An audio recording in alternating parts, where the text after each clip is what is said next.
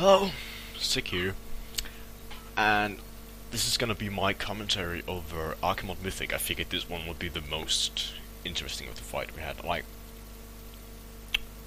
Probably the only, I only had Marathon Archimonde salvageable because OBS decided to be, well, OBS, and my entire record file got corrupted, so I had to take this from the stream VOD. And there I only have Manaroth and Archimonde. So I figured Archimonde would be more interesting, so I'm going to commentate over that. I'm going to take it over. And I think our poll should be starting relatively soon. We're discussing the tactics right at the moment, I think. Wait, we wiped. I think this is our third kill.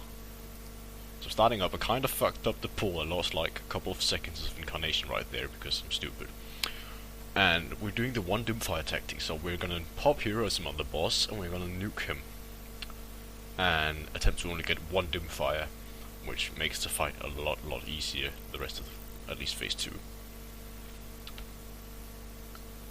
And we don't care about anything but the boss until he hits 70%, where he transitions into the next phase and he won't spawn any more Doomfires. I think we're actually gonna make it with pretty good time right here. Usually it's a lot more clutch.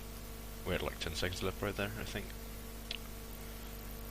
And as soon as we're into the second phase up, our priority changes to the Death Caller.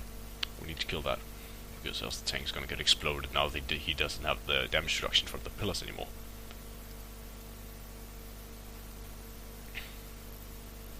And we're basically spread out in two different sides along the boss. We have two groups on the left side of the boss and two groups on the right side, which makes sure that nobody gets sapped by the wrought and focused chaos during this transition, which tends to happen on a lot of progression, I know. And again, during phase 2, the boss is actually the last of your priorities, of your damage priorities, obviously. You want to kill everything before the boss. Actually, except the not the Death Callers, the dogs. Those you can most of the time just cleave down and execute. You don't want to single target them, that's a waste of time. And they should also be coming in right in now. You want to instantly focus on the Felborn Overfiend, which I'm also using my instant casts for.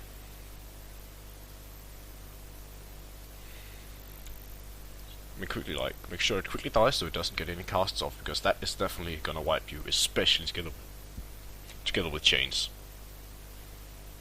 If somebody dies randomly, then while they have the chain breaks and everyone dies. We do not want that. And our warrior actually died right there. Because of that. Or because he died to the chain, I think. It's gonna just keep trying to get over that. You have to make sure you don't get overwhelmed by the Dreadstalkers, because that can be like a huge problem for your healers if they can't get casts off. Which is very annoying for them. If they manage to get spell locked by one of those bastards somehow. Again, new Overfiend spawned, so we just kill it instantly. It has like very little health. I think it has like a third of the health of Death Caller. Back into Death Caller. Optimally, if you want to do like big damage as Boomkin, you should actually dot up. Yeah, I'm doing it a little bit. I'm dotting the small dogs up, but my priority is still in Death Caller because I know our tank doesn't have any more defenses at this point. So I'm just trying to kill that as quickly as possible to make sure he doesn't die. And we have our transition happening right here. So when the transition happens, you want to quickly clean up all the dogs, because while he's channeling the spell to transfer into the Twisting Leather, no damage you do on the boss actually matters. So we want to pop our CDs. I use my second potion right here together with the ring and my cooldowns, and also use much burst damage as possible to get a really good ring explosion. And there our first marks are coming in. We only use DBM for the marks, and it actually works pretty well for us. We have the two melee groups in the front and the two range groups at the back.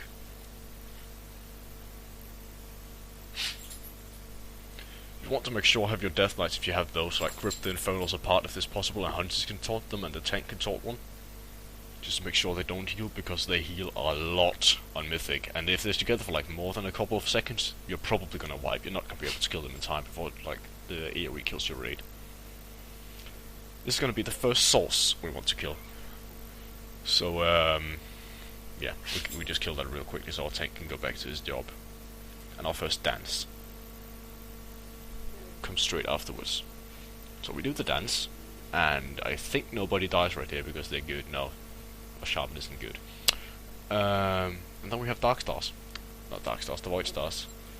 As a range, you normally want to like focus on the backline of those.